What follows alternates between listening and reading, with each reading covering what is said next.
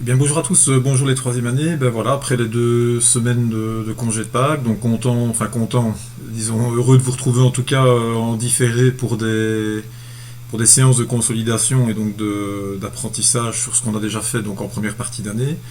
Je précise bien évidemment bien que tout ceci fera l'objet de rappel quand on aura la chance de pouvoir enfin se revoir en live, en classe. Mais bon, ben, la situation évidemment fait que c'est peut-être pas encore pour tout de suite, hein.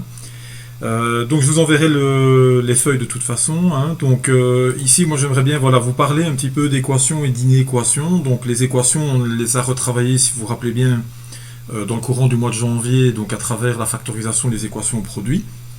Vous avez l'occasion certainement aussi dans le petit dossier que vous avez reçu avant Pâques de vous y réentraîner, hein. Donc n'hésitez pas de toute façon à me contacter si certains exercices posent problème.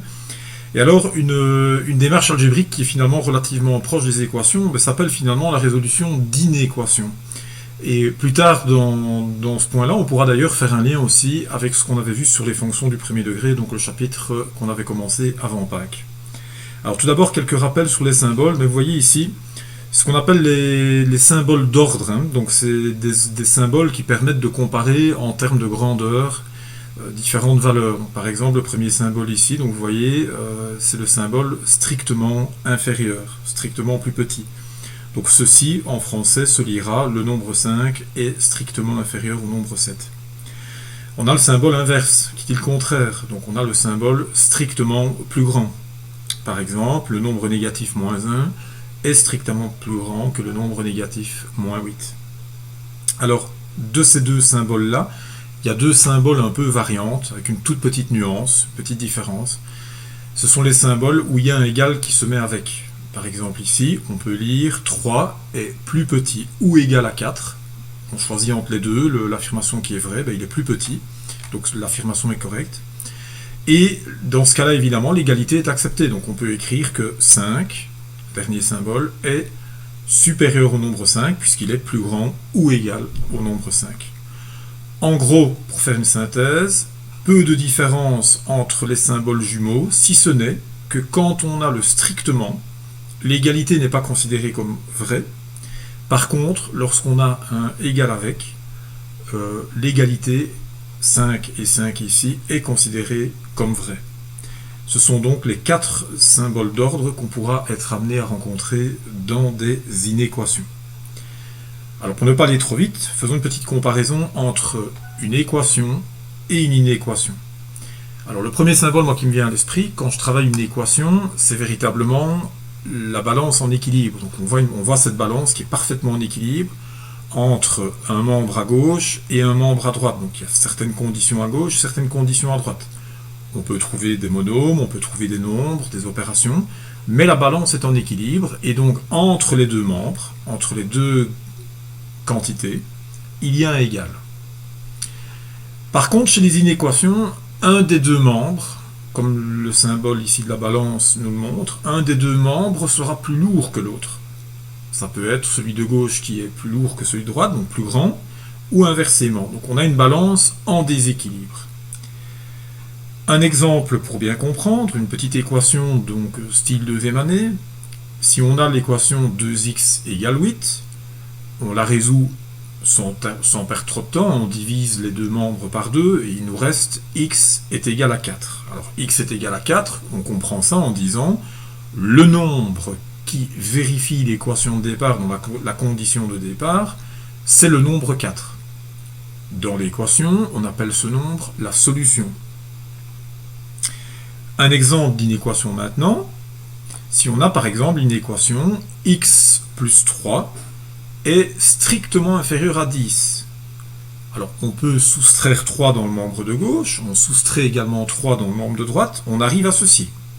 X est strictement plus petit, donc x est strictement inférieur à 7. Alors qu'est-ce qu'on entend par x est strictement inférieur à 7 ? On entend que pour vérifier cette condition, il faut être un nombre, donc strictement plus petit que 7. Alors qu'est-ce qu'on a comme nombre strictement plus petit que 7 ? On en a beaucoup. 6,999, 5, 4, 3, 2, 1, tous les nombres à virgule entre ceux que je viens de citer, etc., etc.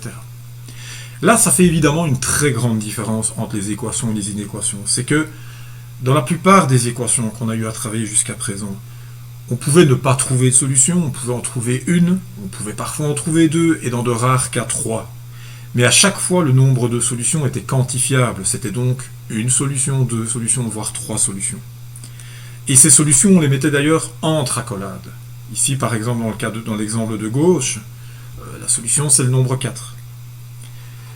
Chez les inéquations, évidemment, le fait que ça se termine par les nombres plus petits que ou les nombres plus grands que va faire en sorte que dans la plupart des inéquations qu'on va avoir à résoudre, le nombre de solutions va être illimité. Il va y avoir un ensemble infini de solutions. Et donc on va recourir à une autre notation. Cette notation, si vous vous rappelez bien, on l'avait vue quand on avait vu les domaines de fonctions. Quand on avait vu de telle valeur à telle valeur non comprise ou comprise. Alors dans l'exemple que j'ai pris ici à droite, si les solutions sont les nombres qui sont strictement inférieurs à 7, eh bien on dira que l'ensemble de solutions, c'est un ensemble de nombres qui va aller de moins l'infini, puisque moins l'infini n'est pas un nombre réel, mais c'est théoriquement ce qu'il y a de plus petit, de plus négatif dans la droite des nombres, et seront solutions, donc tous les nombres partant de moins l'infini non compris, jusque 7 non compris également, puisque quand on dit strictement inférieur à 7, on n'entend pas que le nombre 7 puisse être solution. Si on avait eu le symbole plus petit ou égal à 7, là dans ce cas-là, on aurait fait un crochet vers la gauche, on aurait accepté la présence du nombre 7 dans les solutions. Une autre différence également avec les inéquations, c'est qu'on peut présenter leur solution sous forme d'une droite graduée. À partir du moment où j'ai comme réponse finale d'un exercice que les solutions sont les nombres qui sont strictement inférieurs à 7, on peut graduer une droite de nombres, 0, 1, 2, 3, 4, 5, 6, 7, et on repasse en couleur. Ici, bon, évidemment, c'est en noir, c'est un document PDF, mais vous pouvez repasser en vert, en faisant une bulle sur le nombre 7, puisque le nombre 7 n'est pas pris avec, tous les nombres qui sont avant le nombre 7 et qui sont donc inférieurs à 7. Voilà. J'espère que cette première explication va vous permettre d'enchaîner par vous-même sur les exemples en tout cas de résolution d'inéquations algébriques toutes simples. On va faire le level 1, les choses toutes simples, et ça vous attend donc sur la page suivante. Je reste en tout cas à votre disposition. Si vous avez des questions, n'hésitez pas à revisionner la vidéo, à faire des commentaires, et puis n'hésitez pas à me joindre aussi. Il y a plusieurs moyens pour y arriver. Bon courage à tous, que tout se passe bien, au revoir.